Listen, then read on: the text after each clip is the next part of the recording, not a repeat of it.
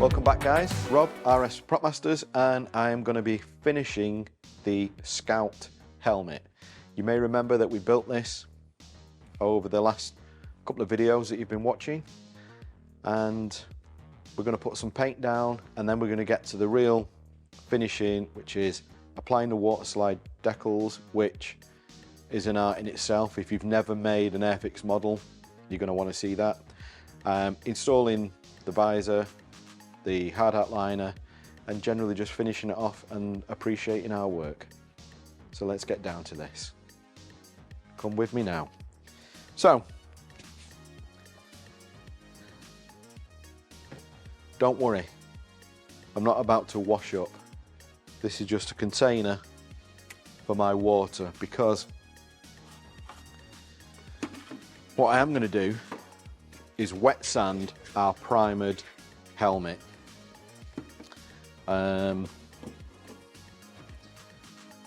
So we built this helmet. I've primed it with a grey primer, which is what we think they used based on reference images. You might be able to look at one now by the magic of video, where we can see a little bit of the grey poking through. So what I need to do is flat this off. Because we used the filler, or because it was the way that the helmet's joined, if you don't flat it off, it's going to come through on your finished top coat, and we don't want that. So I've also put a little bit of stopper in this, which is interesting because we did have a comment, which is on screen now, saying, have you ever used the 1K stopper? We do. It's not to hand. We just open that drawer there and see if you can... Oh no, it's there. Looks like a tube toothpaste. Thank you. I was expecting you to throw it. So we did have a question if we use this. Now we do use this. You don't have to use this. But when I put the primer down, there were some very small little imperfections that I could see. I use this, which is kind of like a body filler, but you don't mix it together. It comes out the tube just like toothpaste. You smear it on, and it will go off and harden all by itself, and Bob's your uncle. Now this stuff is for really, really fine scratches or imperfections. We had some really fine stuff on this, and I'm just giving it a go. I've also got a big run from the primer, but I'm not concerned about that because I know I'm going to flat it off. So this is painted in a filler primer. Just gives us a nice thick coat to work with. That's why I'm going to sand it off. There are other ways of doing this. This is the way we do it. We find it's the quickest for us. You don't have to do it this way. If you just basically, we need to get primer on here, and then I'm recommending that you flat the primer off before you go to top coat. So I'm just going to give this a sand down, and then we'll be ready for the white.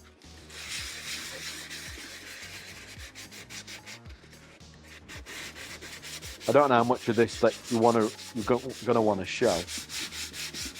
What I will say is I'm using a 320 grit sandpaper with water.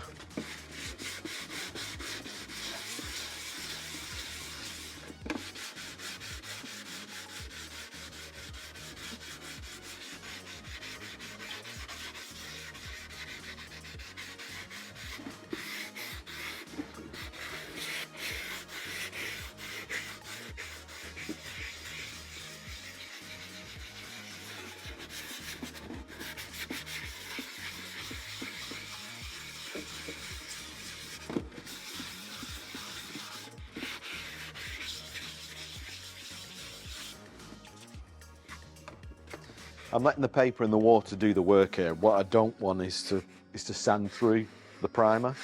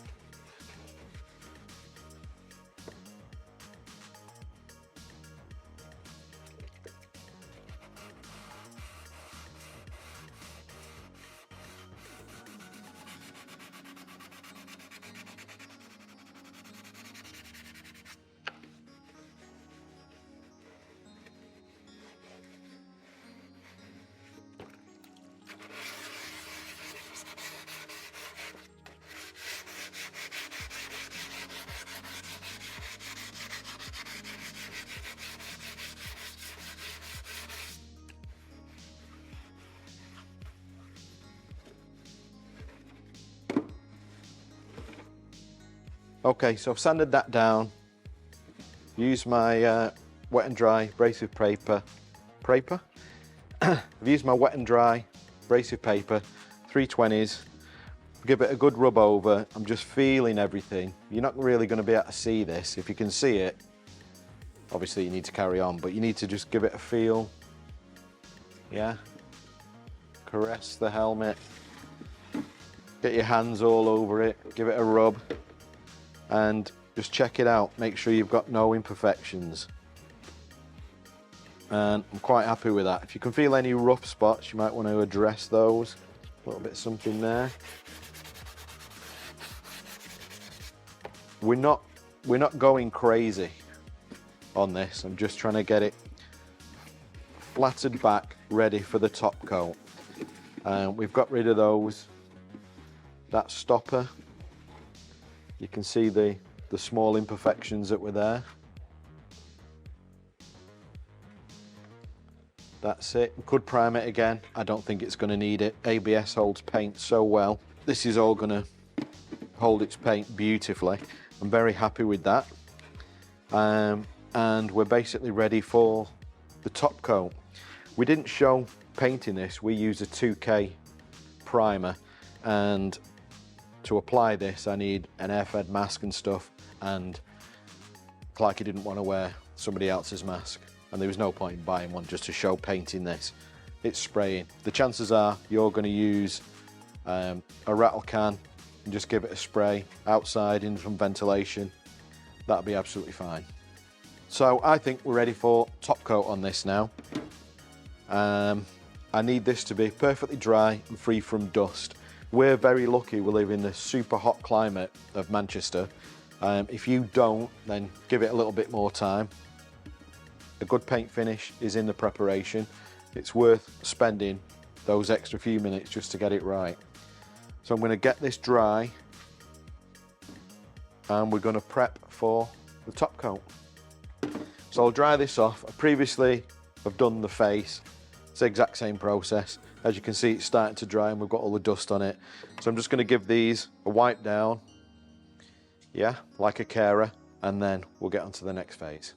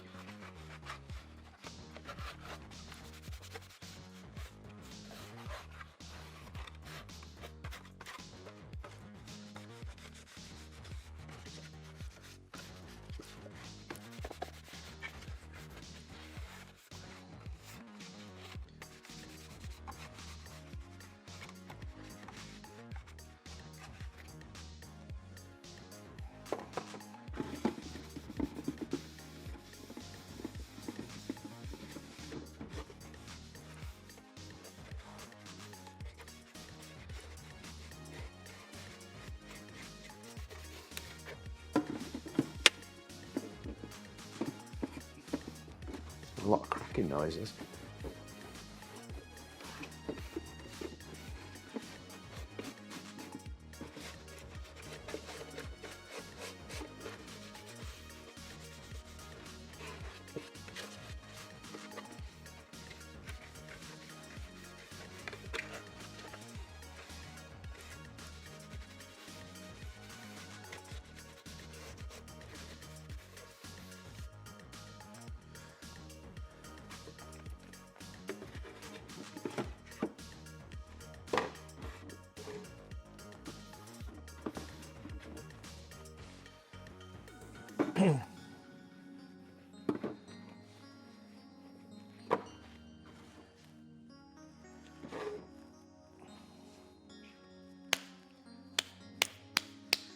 Okay, I'm going to let this thoroughly dry and we'll get on to the next phase of painting the top coat. Let's prep this for white paint. It's had a bit of time to dry out. All depends on your environment, how long that's going to take. We've given it a few minutes here. Given it a wipe. And I'm going to give it a wipe with the panel wipe, which is like solvent cleaner, just to remove any grime that might still be on there. Okay, if you've not got panel wipe stuff, you can skip this. We just try and prep it. Because of what we do here, we're trying to minimize any issues that we can have, because we don't want issues and we don't want to have to correct problems. If you get a problem, you've probably got more time to throw it at than we have because of the way we operate. But if you ever painted something and got a weird reaction, probably because there's something on there. We like to call it a contaminant. But yeah, want to avoid that, so just giving it a wipe down.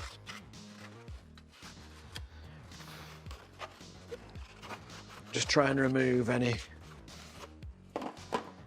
problems that we may encounter.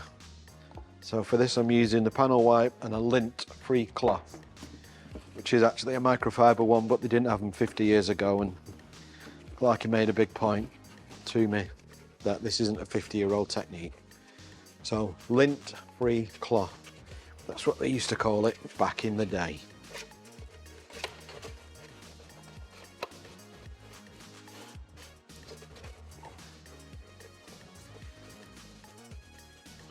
I would say it smells nice. It's a solvent-based product, but it doesn't smell nice at all. As I'm doing this, it's leaving this sheen on the helmet, and that's a good way of spotting it. As I'm doing this, it's leaving a sheen on the helmet, and that's a good way to spot any imperfections that you may have missed, if there are any.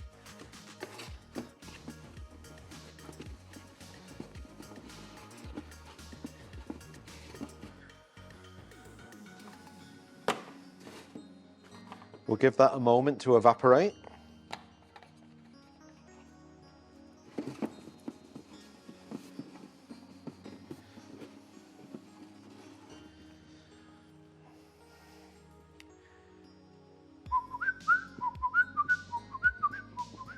Don't know how long it takes to evaporate.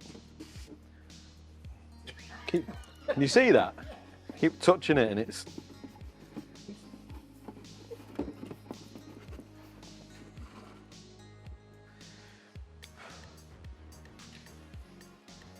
See you shortly. So our panel wipe has evaporated. Our helmet is free from contamination. I'm just going to give it a wipe over now with our tack cloth, just to remove any dust particles prior to the top coat. A tack cloth is a tacky cloth, and as you rub it over the piece that we're about to paint, it removes any dust or imperfections. Well, no, dust. Just dust. It removes any dust and debris from the helmet. So, especially dust from the sanding process that we've done.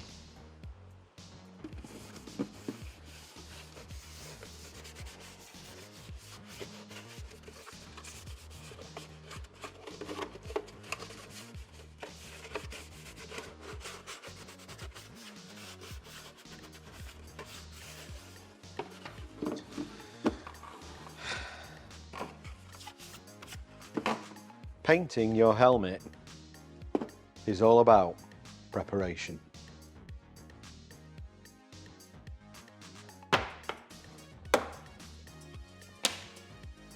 Stuff. So I'm going to mix the paint up.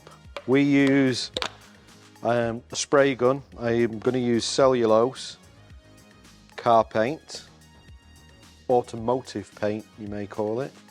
Let me just get it around.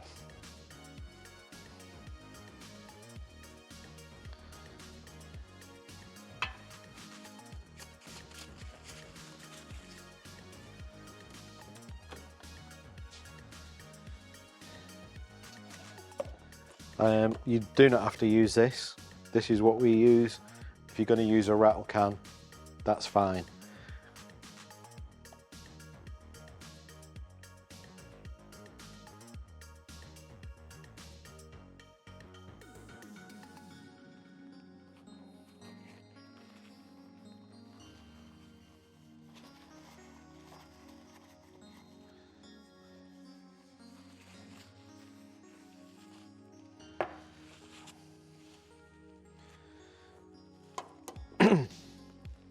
We have used rattle cans in the past, some time ago, but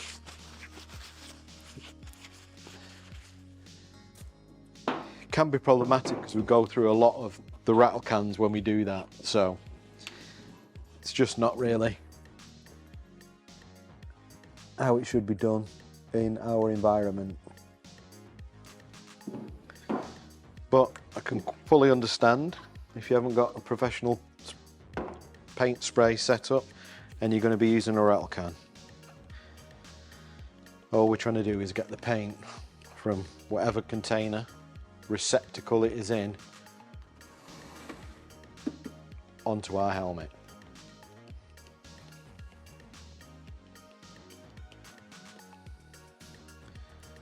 It's one of the reasons why the painting process is not been gone into in great depth on this video.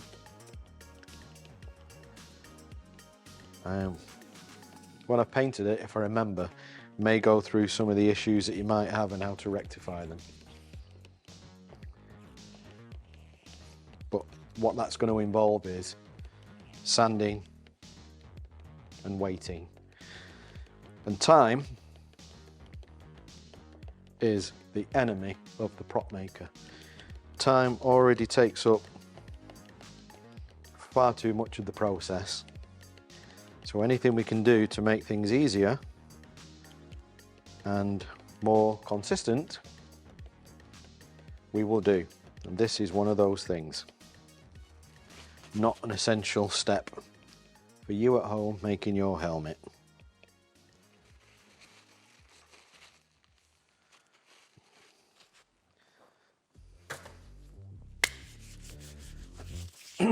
Okay, I need to move from here into the spray booth,